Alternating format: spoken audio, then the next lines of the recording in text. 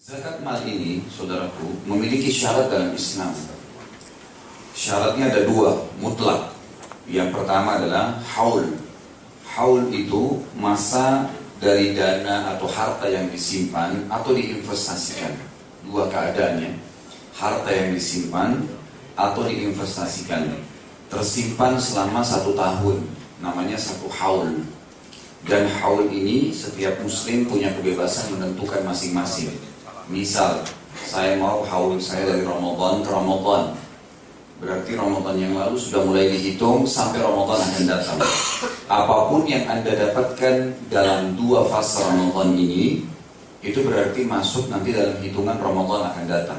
Misal, bulan Syawal kemarin ada bisnis berhasil jual rumah misalnya, atau jual tanah, atau jual mobil. Itu belum keluar zakatnya. Masih diputar bersama dengan harta yang ada. Kemudian bulan Muharram misalnya, kayak sekarang atau bulan Safar, Anda mendapatkan warisan. Kemudian mungkin bulan Rabiul Awal seseorang sakit, terus terakumulasi sampai nanti Ramadan akan datang. Ramadan akan datang, Anda akan tutup buku Anda sendiri. Tinggal lihat total harta yang tersisa, yang tersimpan atau diinvestasikan. Nanti totalnya itu dihitung dengan syarat yang kedua, namanya nisab. Jadi yang pertama haul, masa setahun harta tersimpan atau berjalan masa setahun, dan masing-masing bisa menentukan. Tentu lebih afdal kalau bulan-bulan hijriah. Dan biasanya kita di Indonesia ini lebih mudah. Seluruh dunia hampir semua umat Islam ya sengaja meniatkan haulnya itu Ramadan. Jadi kalau bapak-bapak ibu yang hadir di sini misalnya belum niatkan haul, dari sekarang bisa detik ini juga minta atau niat dalam hati, haul saya Ramadan yang lalu. Berarti Ramadan nanti itu kita sudah tutup buku, gitu kan? Kemudian nisab, batas kadar minimal untuk dikeluarkannya zakat itu adalah 85 gram emas. Jadi setelah diakumulasi nanti totalnya pada saat tiba masa haul, kalau mencapai totalnya 85 gram emas maka wajib dikeluarkan 2,5%. Zakat, saudaraku, beda dengan sedekah. Zakat ini memang murni pensucian harta. Makanya ditentukan kadar persentasenya 2,5%. Kalau sedekah nggak ada persentasenya, mau sedekah dengan semua harta yang pun tidak ada masalah. Ya, tidak ada masalah. Di sini juga saya ingin menjelaskan karena banyak teman-teman di kantoran yang berpegang pada pendapat ini sebenarnya. Ya. Ada 2 pendapat dalam masalah zakat profesi. Ya. Zakat profesi itu sebenarnya diangkat oleh Yusuf Qaradawi, dikatakan ada zakat profesi. Misal, pegawai itu gajinya 1 bulan 5 juta. Pada saat dia baru masuk bulan Januari, maka langsung diakumulasi setahun. Nanti sampai Desember misalnya, ternyata 5 juta kalau kali 12, 60 juta. 60 juta ini kalau dihitung dengan nisab 85 gram emas, berarti sudah mencapai nisab, harus dikeluarkan 2,5%. Maka setiap bulan gaji pegawai dipotong gajinya. Ini pendapat.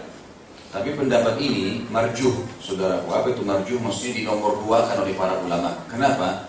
Karena pendapat yang rajih, pendapat yang lebih kuat dalam masalah zakat adalah seorang muslim tidak punya kewajiban mengeluarkan zakat sebelum terpenuhi 2 syarat tadi, haul dan nisab. Misal, bapak ibu niat haulnya, masa setahunnya adalah Ramadan. Pas tiba bulan Sya'ban, tiba-tiba seseorang sakit, dia harus bayar rumah sakit. Maka harta yang dia simpan ternyata dipakai sama dia untuk bayar nginap, atau istrinya sakit, suaminya sakit, anaknya sakit, atau tiba-tiba bangkrut usahanya, atau banyak pertimbangan mungkin terjadi udur secara syar'i. Maka tiba Ramadan, kalau dihitung harta tersebut tidak sampai nisab 85 gram emas, tidak ada kewajiban zakat, gitu kan? Seorang pegawai tidak akan diwajibkan zakat dalam pendapat yang kedua, dan ini pendapat yang lebih kuat jumhur ulama. Tidak ada zakat profesi, karena zakat itu tidak boleh dikeluarkan setiap bulan sebenarnya. Dia harusnya setahun sekali, beda dengan sedekah.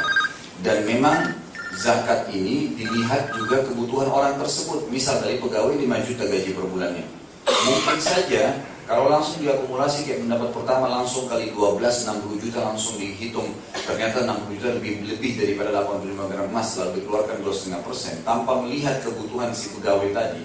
Maka ini ada kezaliman, dan semestinya tidak ada kewajiban zakat. Karena biasanya pegawai tadi yang gajinya 5 juta, itu ternyata kebutuhan dia 5,5 juta per bulan.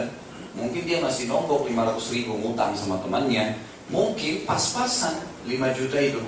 Maka berarti orang ini tidak punya kewajiban untuk mengeluarkan zakat. Ini tentang masalah syarat zakat.